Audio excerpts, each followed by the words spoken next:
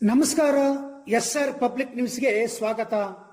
ಕಳೆದ ದಿನಾಂಕ 12/4/2026 ಭಾನುವಾರದಂದು ಕೊಪ್ಪಳ ನಗರದಲ್ಲಿ ರೈಲ್ವೆ ಪ್ರೊಟೆಕ್ಷನ್ ಫೋರ್ಸ್ ಅಂದರೆ ರೈಲ್ವೆ ಇಲಾಖೆಯ ಸಬ್ ಇನ್ಸ್ಪೆಕ್ಟರ್ ಆದ BH ಚನ್ನಬಸಪ್ಪ ಮತ್ತು ಅವರ ಸಿಬ್ಬಂದಿಗಳು ನಗರದ ವಿವಿಧ ಕಡೆ ಜನಜಾಗೃತಿ ನಡೆಸಿದರು.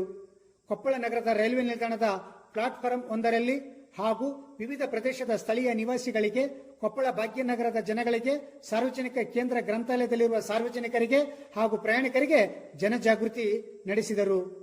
ಅನವಶ್ಯಕವಾಗಿ ಟ್ರೈನ್ಗಳಲ್ಲಿ ಅಳವಡಿಸಿದ ಚೈನ್ ಎಳೆಯುವುದು, ಟ್ರೈನ್ ಮೇಲೆ ಕಲ್ಲು ತೂರುವುದು, ರೈಲ್ವೆ ಹಳಿಗಳ ಮೇಲೆ ಅತಿಕ್ರಮಣ ಮಾಡುವುದು, ಪಾಯಿಂಟ್ನಲ್ಲಿ ಕಲ್ಲುಗಳನ್ನು ಇಡುವುದು, ಚಲಿಸುವ ರೈಲನ್ನು ಹತ್ತುವುದು ಮತ್ತು ಇಳಿಯುವುದು, ಈ ಎಲ್ಲ ಕೃತ್ಯಗಳನ್ನು ಮಾಡುವುದರಿಂದ ಕಾನೂನು ಉಲ್ಲಂಘನೆಯಾಗುತ್ತದೆ.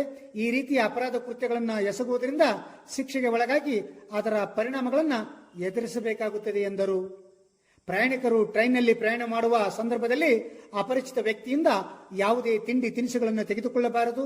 ಏಕೆಂದರೆ ಅದರಲ್ಲಿ ಮತ್ತು ಬರುವ ಪದಾರ್ಥಗಳನ್ನು ಬೆರೆಸಿ ಪ್ರಜ್ಞೆ ತಪ್ಪಿಸಿ ಪ್ರಯಾಣಿಕರ ಒಡವೆ ಮತ್ತು ಆಭರಣಗಳನ್ನು ಅಪಹರಿಸಿ ಪರಾರಿಯಾಗುತ್ತಾರೆ. ಇದರಿಂದ ಜಾಗರೂಕರಾಗಿರಬೇಕೆಂದು ಪ್ರಯಾಣಿಕರಿಗೆ ಹಾಗೂ ಸಾರ್ವಜನಿಕರಿಗೆ ಎಚ್ಚರಿಸಿದರು.